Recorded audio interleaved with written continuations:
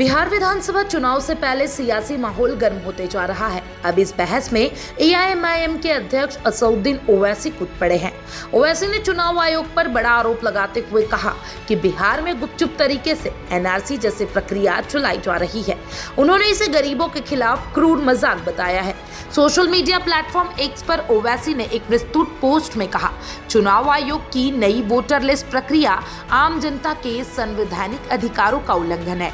ओवैसी के मुताबिक अब वोटर लिस्ट में नाम दर्ज करवाने के लिए नागरिकों को यह साबित करना होगा कि वे और उनके माता पिता कब और कहां पैदा हुए।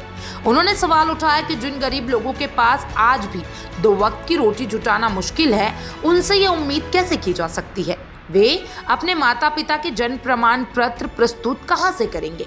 ओवैसी ने बिहार के सीमांचल जैसे बाढ़ प्रभावित और अत्यंत गरीब इलाकों का हवाला देते हुए कहा कि यहां की जनता को इस तरह की जटिल दस्तावेज प्रक्रिया में फंसाना अन्यायपूर्ण और अमानवीय है। ओवैसी के अनुसार यदि आपका जन्म तिथि 1 जुलाई 1987 से पहले की है तो आपको जन्म की तारीख या जन्म स्थान का कोई एक दस्तावेज देना होगा। यदि आपका जन्म 1 जुलाई 1987 से 2 दिसंबर 2004 के बीच हुआ है तो आपको अपने साथ साथ माता या पिता में से किसी एक का जन्म प्रमाण पत्र तो दिखाना आवश्यक होगा। और अगर आपका जन्म 2 दिसंबर 2004 के बाद हुआ है तो माता पिता दोनों के जन्म स्थान और तारीख के दस्तावेज जरूरी है। यदि माता पिता में से कोई भारतीय नागरिक नहीं है तो उनके पासपोर्ट और वीजा की भी जरूरत होगी। ओवैसी ने कहा कि बिहार जैसे बड़े और ग्रामीण राज्य में जहां कनेक्टिविटी की समस्या है, वहां जून जुलाई जैसे सीमित समय में घर घर जाकर इस तरह की प्रक्रिया को निष्पक्ष रूप से अंजाम देना लगभग असंभव है। इससे बड़े पैमाने पर लोगों को मतदाता सूची से बाहर करने का खतरा है।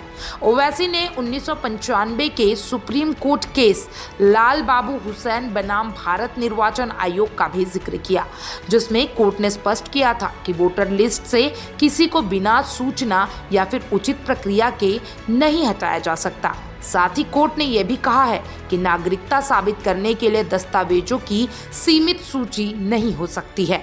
ओवैसी का कहना है कि यह प्रक्रिया लोगों को डराने और उनके वोटिंग अधिकारों को छीनने की साजिश है। उन्होंने निर्वाचन आयोग से अपील की है कि वह लोकतांत्रिक और संवैधानिक मूल्यों की रक्षा करे, ना कि उन्हें कमजोर करे। आप क्या सोचते हैं ओवैसी के ये बयान के बारे में? कमेंट बॉक्स में जरूर बताइएगा और तमाम ऐसे अपडेट्स के लिए channel for news Bihar Jharkhand के साथ बने रहें।